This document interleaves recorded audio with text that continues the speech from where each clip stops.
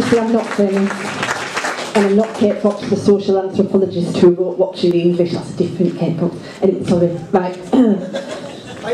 I'm totally ready, yes. Okay, so I want to say that we should hear more Northern voices on the national airwaves. I, 17 years ago, trained as a radio journalist, and I was very naive. I had no idea that a Northern accent could stop me as a newsreader, because I believed John Major when he said we were in a classless society. Oops. I did get an early on story on the national news. It was about a dead frog found trapped in a packet of lettuce in Whitley Bay, and that was about the level I was working at. So now sometimes I go on national radio and do poems and comedy, and besuited men look at me and go, well, you're from the north, as if it's another planet, because they can't believe that someone will be allowed in London doing poems and things who's from the north. I am sometimes allowed to not be a token northerner on my own on shows if I speak with other northern people, especially children, in front of shipping containers. There were lots of shipping containers, literally, and if a presenter from the south is in charge of the show,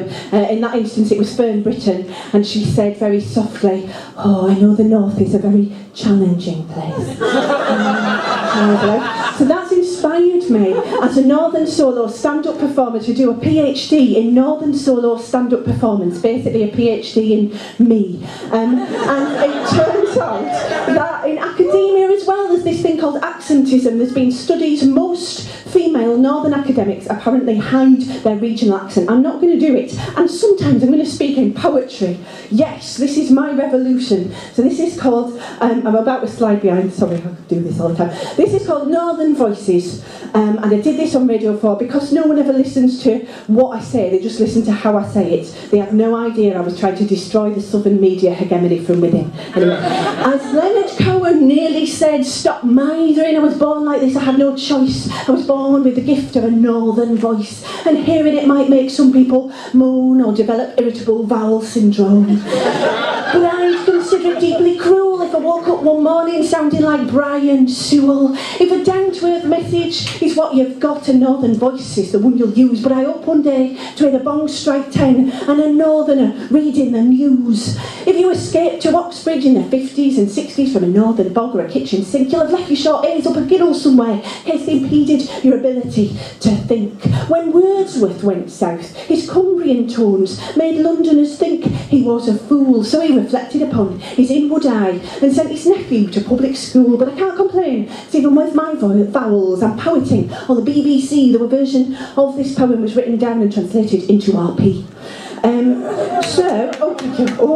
But I'll be behind. So, you'll be thinking, Northern comedians though, loads of Northern comedians that we love on the airwaves, there's loads of them. Yes, but the trouble is, one, they're only allowed to speak in a comic register, to play the fool, and two, actually, I've been number crunching and discovered that on programmes like Have I Got News For You, and Mock the Week, bless you, and on Live at the Apollo, and on the Foster's Comedy Awards, proportionally, there are fewer Northerners on those things than women or ethnic minorities, and I think that genuinely the empirical fact, so I think we should shout about it more.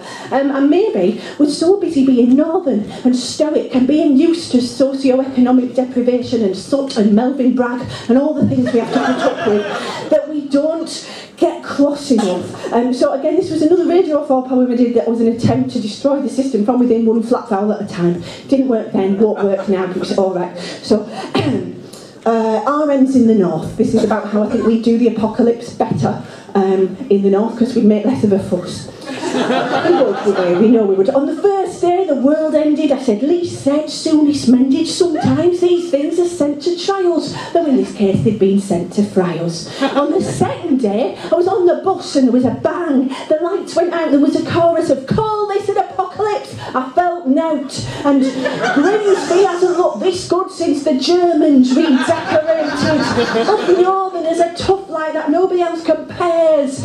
On the third day, Cleckheaton exploded. I said, well, I'll go to the foot of our stairs. When I got home, there weren't any. On the fourth day, what happened? The Tyne Bridge fell into a crack in the space-time continuum. I said, oh, well, worse things happen at sea, and popped on a Bear Grylls DVD.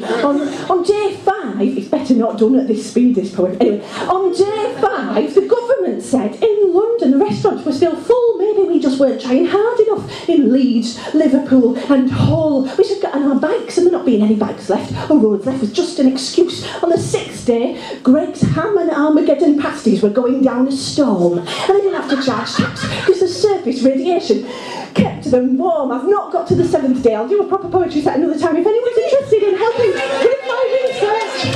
Oh, it's all right. Honestly, no, if anyone's interested in helping with my research, I'm going to have a thing at the end, and I'd just love to talk to a few of you, 8 or 10 of you, at some future point about Northern. Okay, on the it's quite emotional actually. On the 7th day, there were no planes in the sky. We shared the last of our tins. Best china was brought out, bunting unfurled. Armageddon, we said. What's the problem? It's not the end of the world. Thank you very much.